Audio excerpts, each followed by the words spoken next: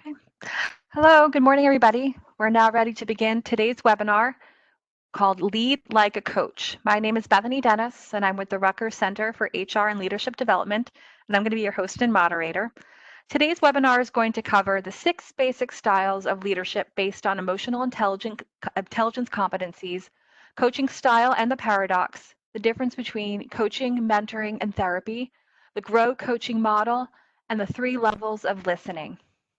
This executive and professional education webinar is presented by the Rutgers School of Management and Labor Relations Center for HR and Leadership Development, which develops and delivers innovative learning and development solutions that strengthen and advance the individual and the organization as a whole through a powerful combination of expert class instruction and peer interaction led by distinguished Rutgers faculty, thought leaders, and industry experts. This webinar is scheduled for 45 minutes. Participants are all muted, so please submit your questions in the WebEx questions or chat boxes, and we'll answer them, leaving time at the end for formal Q&A. I also wanted to add that if you wanted to change your view, you can do so by clicking on the panel view button, which is at the top right or top right middle of your screen. So now it's my great pleasure to introduce our speakers. On the left is Dr. Loubna Erraji. She's the Managing Director of Executive and Professional Education for the Rutgers School of Management and Labor Relations. On the right is Dr. Sharon Lydon. She's the Associate Dean of Alumni and Corporate Engagement and a Professor of Professional Practice for Supply Chain Management for the Rutgers Business School, and they are both executive coaches. I did also want to mention quickly that this webinar is being recorded, and a copy of the webinar will be emailed to you after, usually within 24 to 48 hours. So thank you both, Sharon and Loubna, for joining today. And Loubna, over to you. Thank you, Bethany. Can you hear me? Okay, perfect. So, good morning, everyone, and thank you for joining us. So, like Bethany mentioned, we will be covering different topics around the coaching leadership style, and we will focus mainly on how to use the coaching style to co-create with your teams and how to hold each other accountable.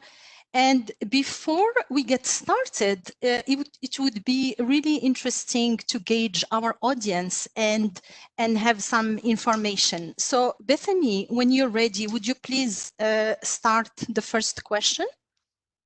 Do you manage people?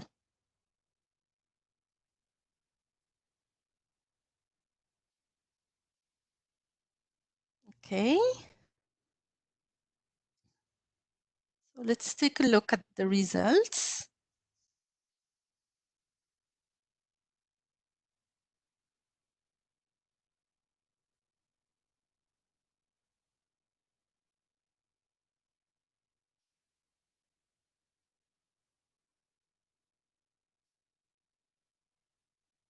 Okay, so we have we have quite a few people who are in management positions. Thank you. The second question, do you know the difference between coaching, mentoring, and counseling?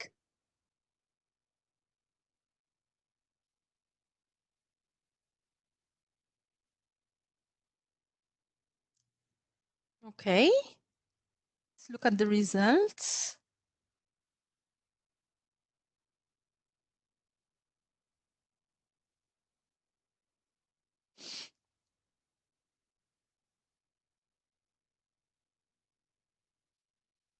Great, great. Okay, fantastic. Next question, have you ever coached other people? All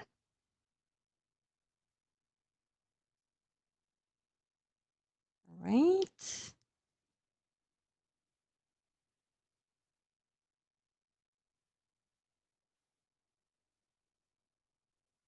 All right. Let's take a look.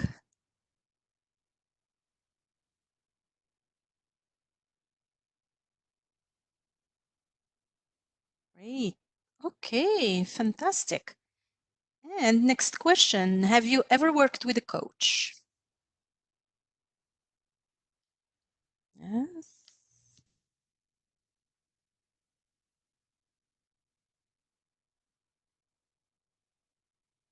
All right.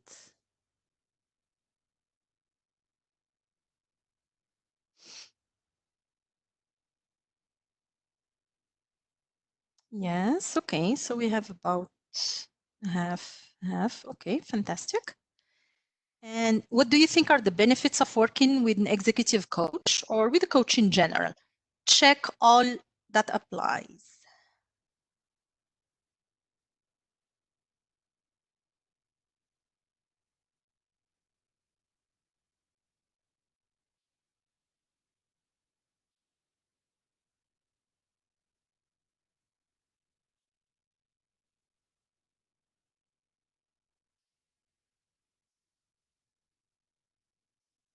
Thank you for being engaged. This is great. All right. So let's take a look at the answers.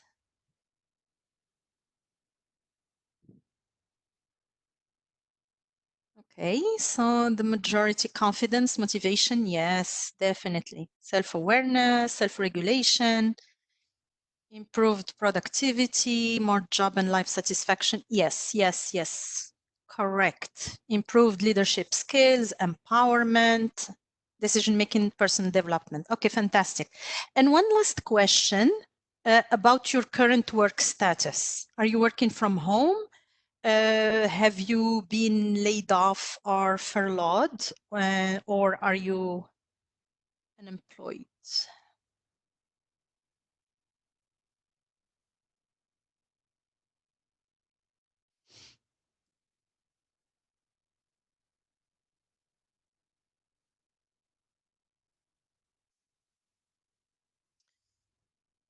Okay, let's take a look.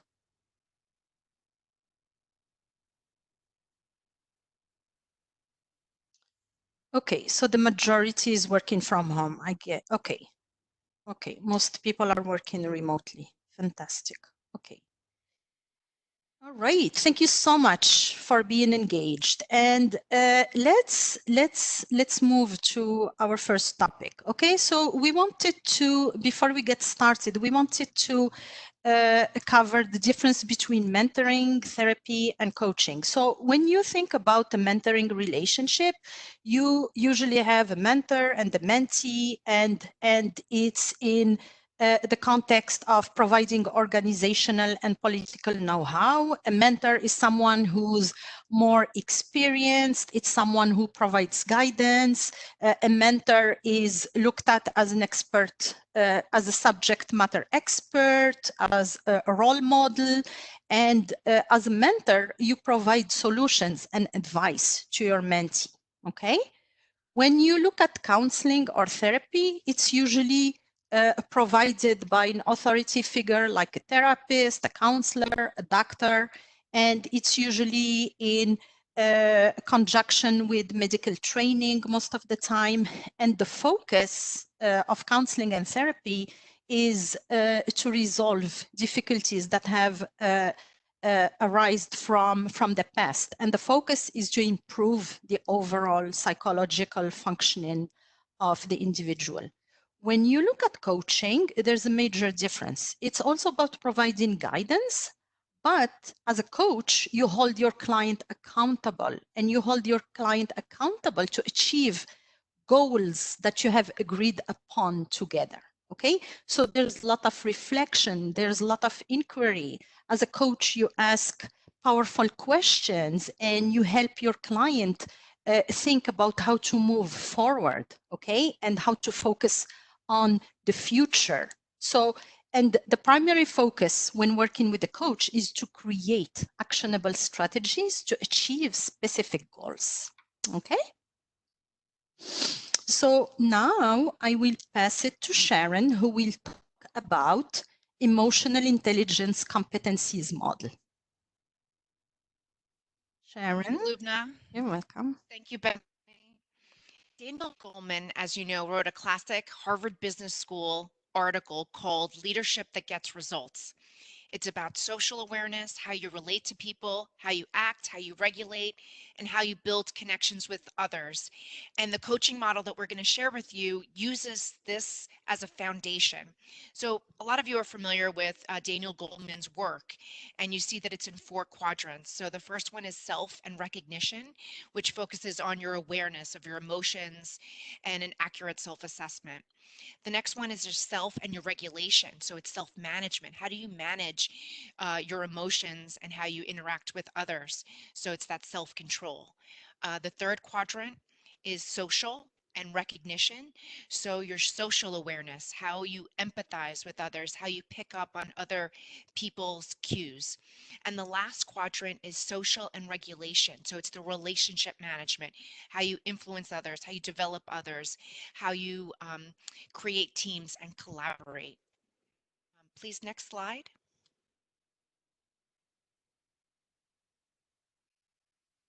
So in Daniel Goleman's article, Leadership That Gets Results, there's 6 basic styles of leadership.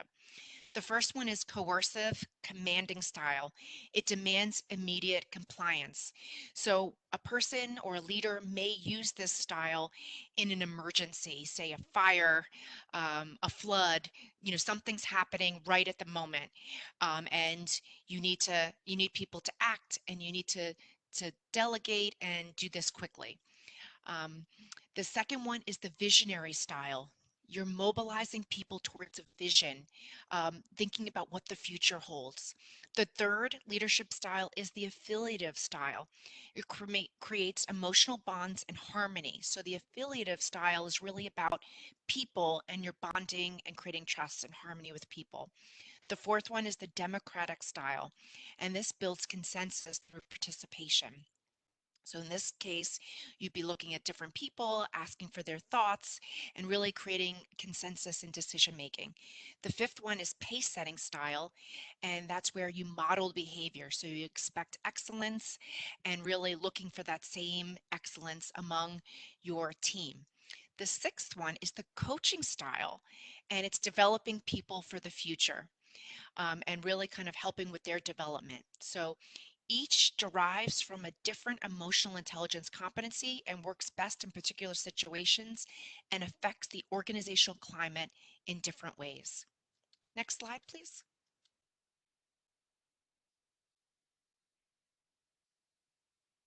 So, how to use a collection of leadership styles.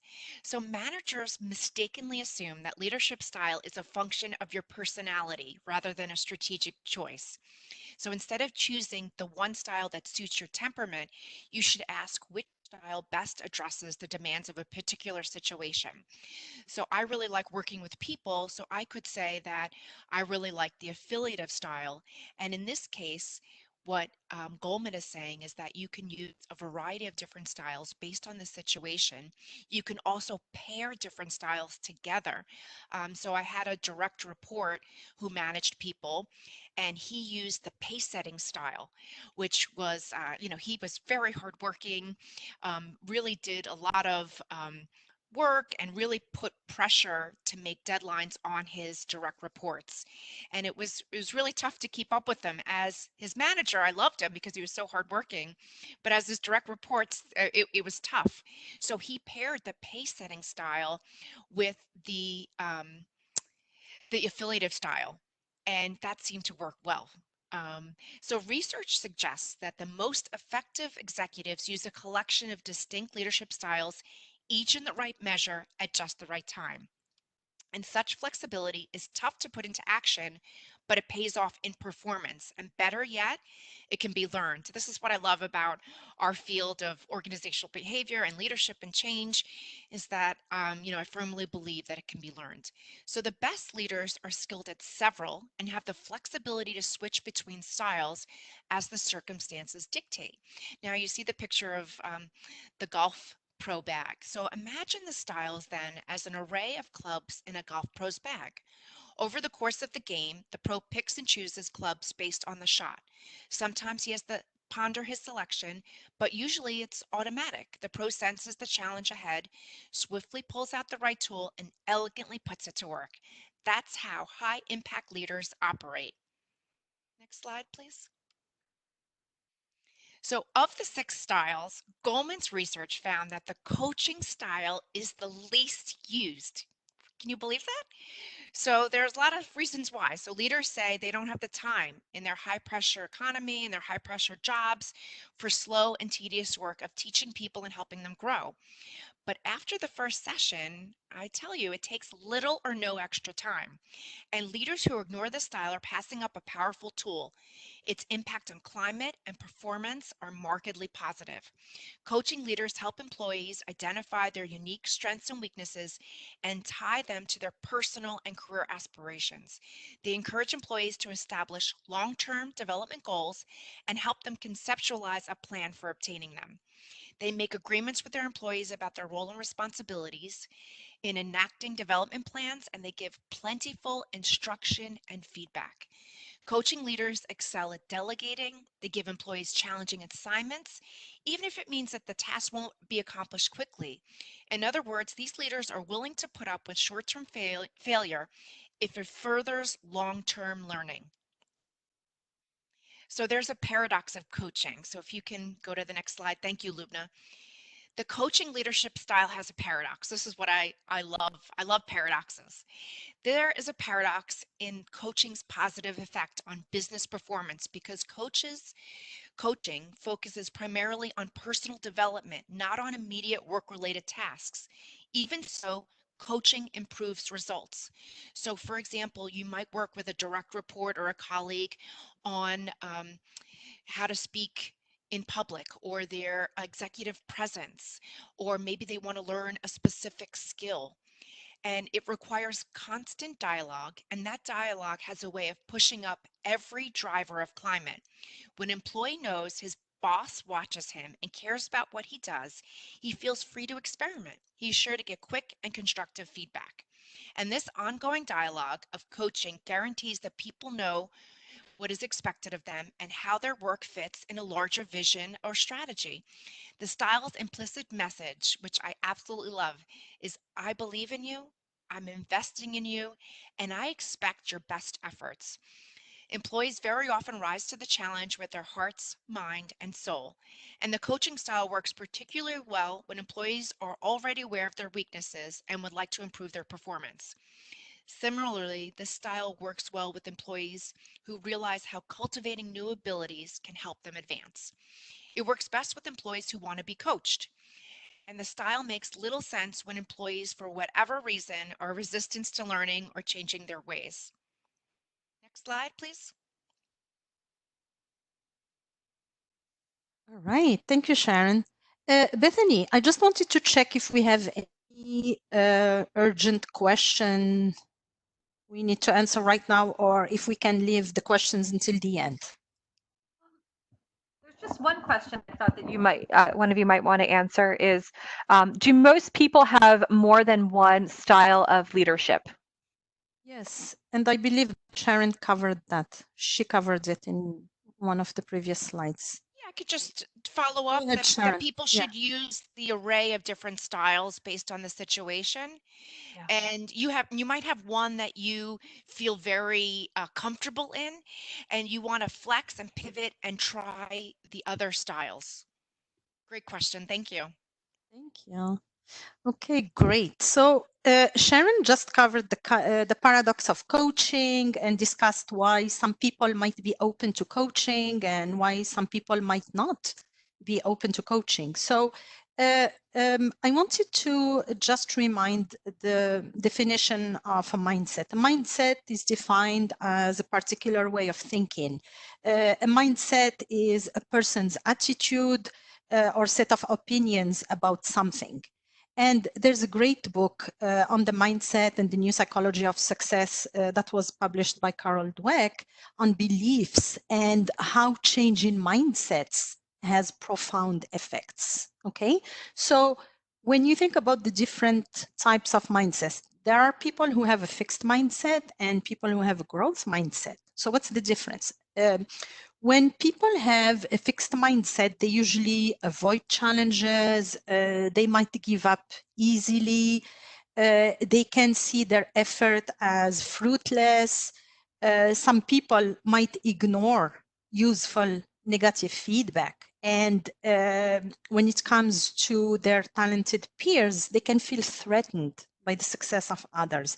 So if you're open to it, I'm curious to know if you can remember a time where you used a fixed mindset.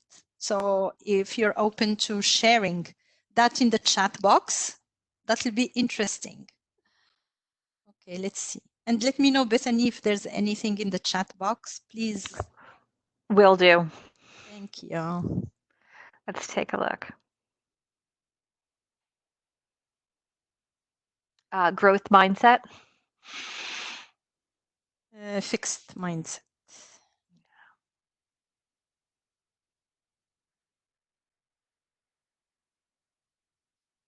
Okay. Says we hear that a lot in government, but we've always done it this way. Okay. Yes, yes, exactly. That's a very good example. Yes, that's the way we've done it, and we're not open to thinking about another way of doing it. Okay, great. That's a great example. Thank you for sharing. Okay, and then when you think about people who have a growth mindset, these people embrace challenges. They persist in face of setbacks. People with growth mindset see effort as the path to mastery. They learn from criticism, and when they look at their peers, they find lessons and inspiration in the success of others. Okay, so now if you wouldn't mind sharing about a time where you used the growth mindset, and let me know, Bethany, if there are any responses in the chat box. Thank you. Okay, sure. Great. One person commented earlier, I have had some of the fixed mindset after having a growth mindset that was diminished by poor leadership. Oh, sorry to hear that. Sorry to hear that. But I would encourage you to keep your growth mindset, you know. Thank you for sharing. I have Okay. always heard if it ain't broke, don't fix it. And someone says, well, I have the attitude of fix it before it breaks. Okay. Okay. So the point here is to always keep an open mind and keep a growth mindset and keep growing and keep facing challenges with an open and positive mindset. Okay, great. Thank you for sharing. And if you're trying to apply the coaching leadership for the first time, we would encourage you to keep a growth mindset, you know? Okay, great. So next, I would like to go over the Grow coaching model. So Sharon and I are very excited to share with you how you can be a coach today using this Grow coaching model. So what I will do, I will go over this model, and then Sharon and I will do a role play. Sharon will coach me for about 7 minutes. Okay? So G is for goal. What would you like to accomplish? How do you want to lead? How do you want to communicate more effectively? R is for the current reality. What's happening right now? Who's involved? When do you want to accomplish your goals? How often you want to do something? Okay. O is for options. What are your current options? Can you think of new ones? And W is for way forward. What are some of the actions? And let's be more specific. What are 3 actions that you can take right now that would make sense, and things that you can apply in the next 2 weeks? All right. Okay, Sharon, I'm ready. All right. Well, thank you, Loubna, for your willingness to be coached. I'm really excited to work with you. We have Thank you. 7 minutes. I hope that's okay. Yes. Great. And I wanted to let you know that whatever you share is confidential between you and me and our audience here. Okay, sounds good. And the purpose of this session is to use your best thinking to help you achieve your goals. How does that sound? Sounds great. Thank you. Okay, great. So what would you like to focus on our conversation today? Okay, so since we started working remotely for the past 2 months, I would say I've always been thinking about how I am acting as a leader. I'm wondering if I'm doing the right things with my team. I'm wondering if I'm providing enough guidance or if I'm micromanaging. I just want to make sure that I'm using the right balance between providing enough guidance versus not being a micromanager. So what would you say your goal is? My goal is to make sure that everybody feels that they're part of a team. I want everybody to feel that they're being acknowledged. I want to feel that my team has the right support. So I'm just wondering if I'm doing the right things, basically. Okay, great. So Loubna, Yes. you're focused on, and your goal is to fully understand how your direct reports feel in this remote environment. So you're a manager, you have direct reports, and you want to know, based on now we're telecommuting, how this experience is and how you're doing and how your relationship is going. Is that correct? Yes, perfectly, yes. Okay, Mm-hmm. fantastic. All right, great. So where do you think you are now? What is the, what's happening now? What's the current reality? Mm-hmm. Okay. So now we usually try to have every other day check-in meetings, right? I think it might be the right amount of calls that we have.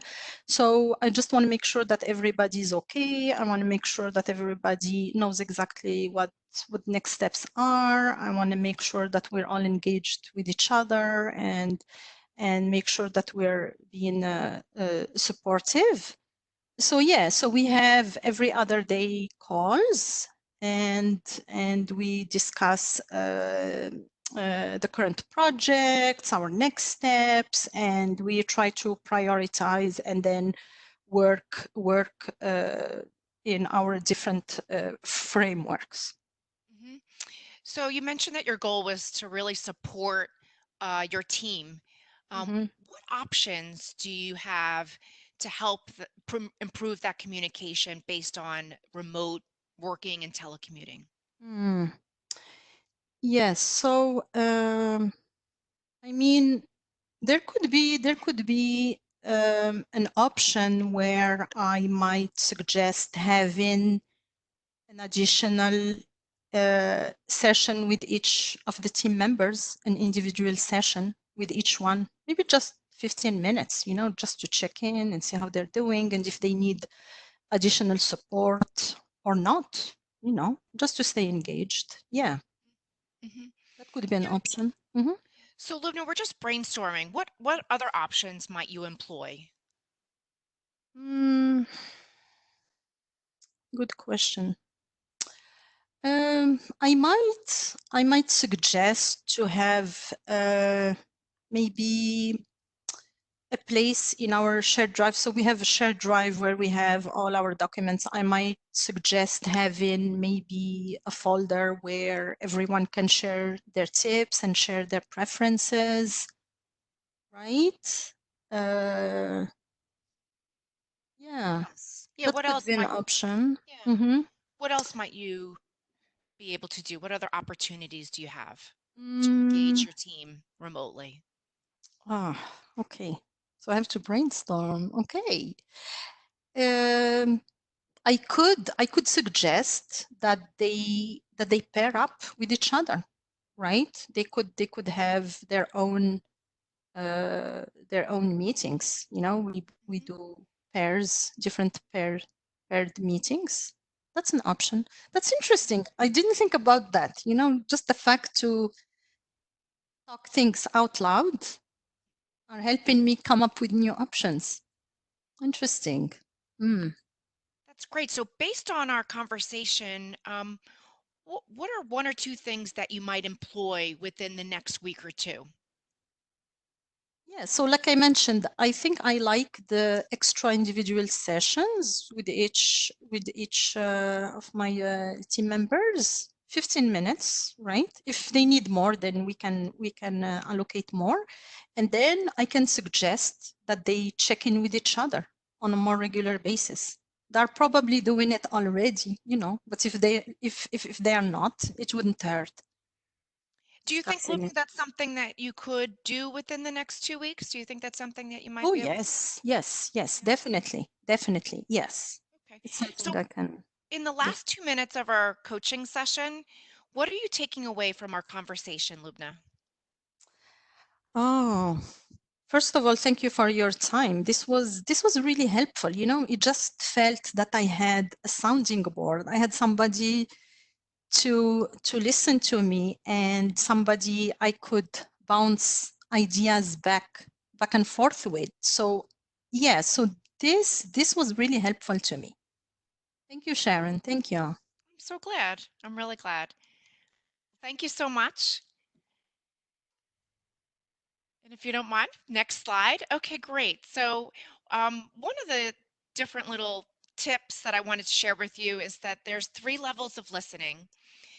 So level 1 is internal listening or self-focused listening. Level 2 is focused listening or attentive listening. And level 3 is global listening or empathic listening. So if you notice as the coach, I ask succinct questions to Loubna, and she does most of the talking.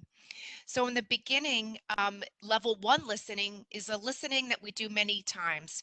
It's our awareness is based on ourselves. So we listen to the words of the other person, but our attention is on what it means to us personally. So in a normal conversation that wasn't a coaching session, I would have said to Loubna, "Oh, I feel the same way with my direct reports. You know, we don't have the same contact. I don't see them. All our meetings are virtual, and it's very hard to connect in the same way." But instead, I focused on listening to Loubna, and so that's the first level of listening is really not is focused on yourself. So when I did the coaching session, I used level 2 or focus listening. There's a sharp focus on the other person. So I focused on her and her needs. And the last type of listening is level 3, which is global listening or empathic listening. And it's using all of your senses, what you see, hear, smell, and feel. And I know that it's a little difficult in a remote environment, but you can see people's facial expressions, their tone of voice. You can pick up a lot via a computer, and you can put yourself in another person's shoes. Thank you. So next slide.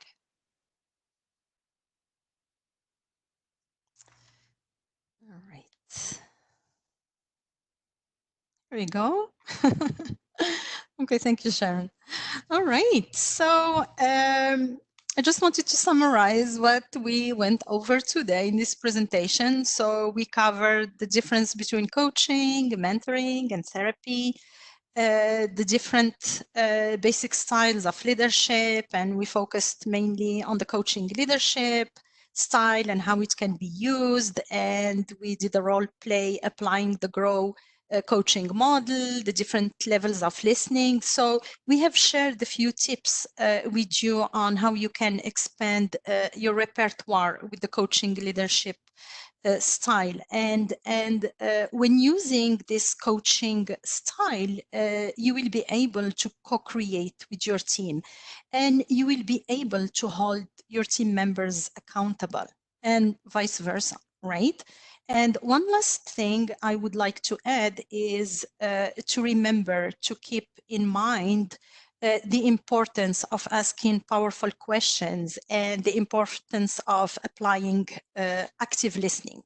Okay.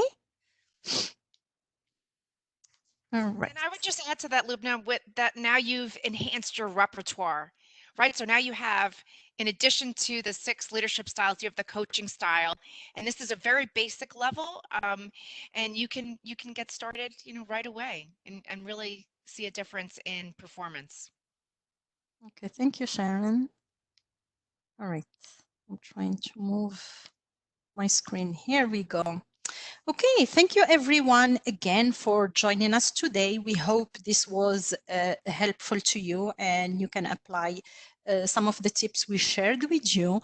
I just wanted to mention that we have upcoming Wednesday webinars, and actually next week Sharon will be covering an interesting topic around leadership and how to lead through crisis. The following week, we will have Jerry Kim, who will cover how to leverage innovation and design thinking in challenging times. Marianne Spatola, who was one of our panelists two weeks ago when we did the panel discussion on leading virtual teams, will cover topic of the current and future state of work. And then in June, I will cover with another colleague of mine, Glenda Gracia Rivera, we will talk about how to use your personal leadership plan to advance in your career and advance at work. So we hope to see many of you join us then. And we have received requests from people to take a deeper dive into some of these topics, and we will be offering 2 hour online workshops on different topics. So if you're interested, please go check our website. And I know that we will be sending a recording for each of these topics with link to register. All right. And if you have any questions, please send them our way. Thank you so much. Back to you, Bethany. Hello. There we go. All right. I did want to just add one more thing about the 2-hour workshop. We are currently trying to see if we can offer credit for those workshops, at least some of them. So stay tuned for that. And if we are able to offer credit, we'll make sure to put it on the registration form so you can see that. All right. So we're going to have a little bit of time for question and answer while people are typing. And I've already seen a few questions. I wanted to ask Loubna, how do you respond when someone says, I'm afraid to coach because I don't have all the answers? What should I do? Oh, interesting. Okay. So as a coach, you don't need to have all the answers. What you need to do, you need to keep your coaching hat, you need to keep your coaching mindset. And what you want to do, you want to be curious, you want to ask questions, you want to listen, you want to embrace curiosity. And what you want to do, you want to seek out new information from your coachee or your client to be able to support them and be able to help them change their perspective, right? So while you're asking your coachee questions, you will help them identify the most beneficial solution. So the coachee or the client will come up with the solution. You don't have to do that as a coach. I hope I answered the question. That's good. Great. No, thank you. All right, Sharon, this one I think is for you. What would be the one thing that you can recommend doing right now? Well, first I would just say try it. We're all, taking a risk and doing new things based on what's happening in the world today. So I would say, give coaching a shot. When you're doing it, you want to be present and focused on that other person. You want to be non-judgmental. You want to ask powerful questions and use the active listening techniques that I taught at level 2 and level 3.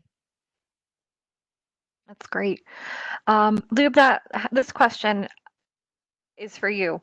Do you think this is the right time to invest in coaching, and why should managers hire coaches? Oh, this is a great question. And I believe we had something similar in one of our previous webinars, if I'm not mistaken. Yeah. Yes, I think we were talking about the online learning and then coaching came up. Yeah. Oh, definitely. I mean, most of us have a lot of time on our hands. So if there's something specific you want to tackle, this is the time to think about it. Yes.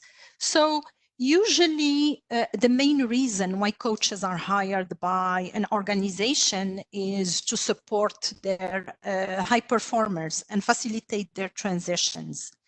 As an individual, you hire a coach because you want to build more confidence, you want to think about your next promotion, you want to keep developing your leadership skills, You want to build new habits, new routines.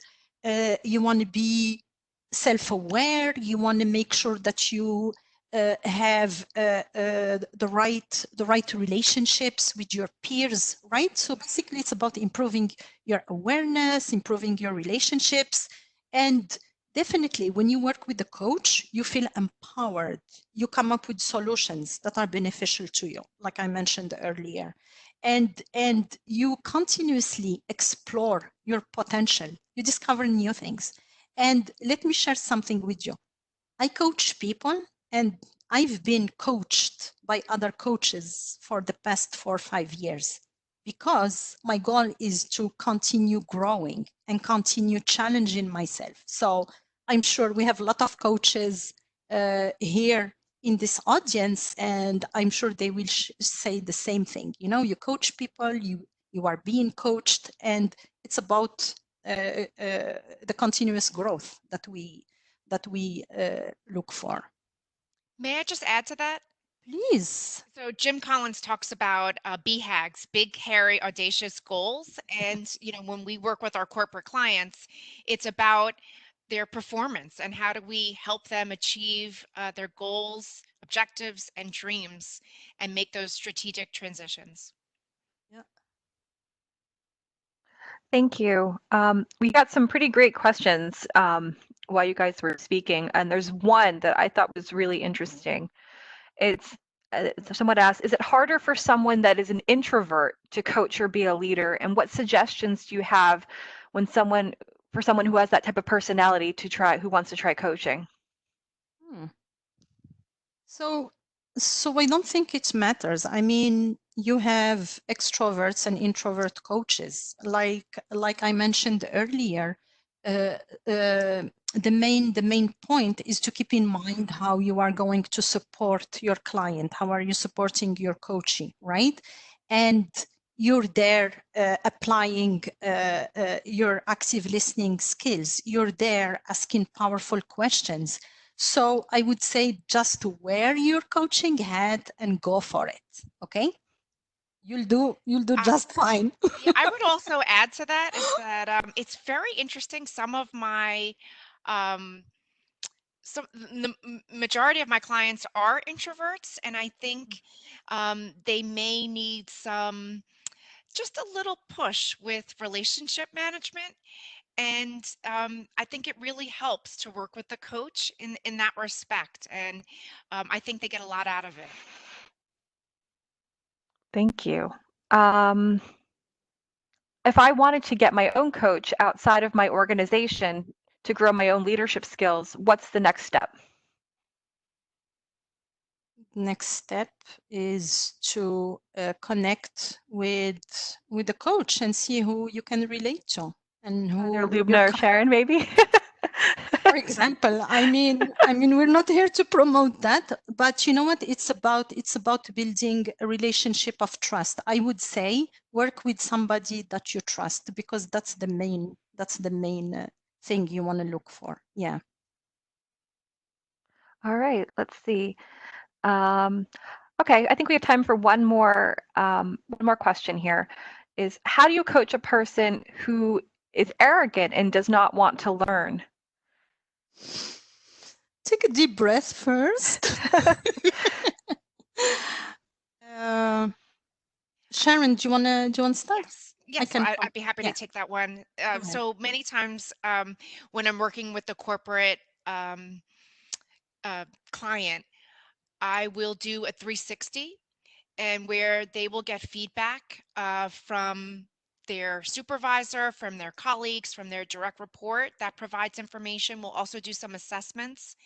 And not only a 360 survey, I actually have interviews and talk with people. So I think people that work with my client will then be more forthright about what the challenges might be. Some people might be hesitant to write it on a survey. And so doing that 360 and sharing that information, I think people know that in order to get ahead in order to be promoted. Many times companies are doing performance reviews that are 360, so they understand the importance of this. So I think getting that feedback initially is really important and helps them work on those tasks. Mm-hmm. Can I add something?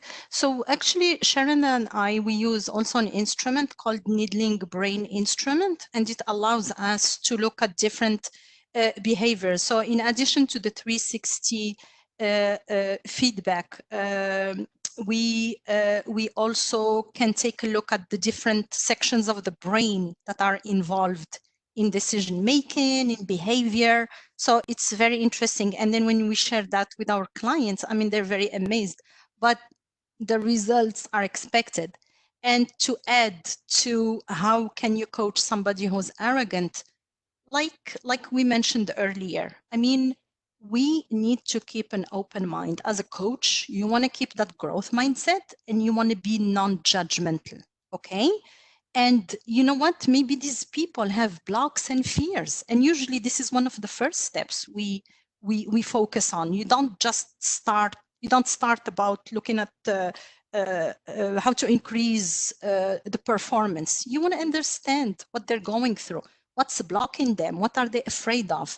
Most of the time, people who will show arrogance or a lot of confidence are the ones who need the most support. So I would keep a non-judgmental mindset and try to understand better why they might behave the way they do. That was a great point. Thank you. All right, everybody, that's all the time that we've got for today. I do want to remind everyone that a link to the recording of this presentation is going to be emailed to you shortly, whether and if somebody wasn't able to attend or had to drop out early, we're going to be sending the recording. And we also host it on our website as well. So if you've missed a webinar, if you want to take a look at some of the webinars that we did previously, they're listed at the bottom of our website, and that's similar.rutgers.edu/content/executive and professional education, and then just look for the professional development webinar tab, and you'll be able to find all of our past webinars and our upcoming webinars. So thank you everybody for joining today. Thank you so much, Sharon and Loubna. It was a really great conversation, and we hope to see you soon. Take care. Thank you. Thank you. Bye. Bye-bye.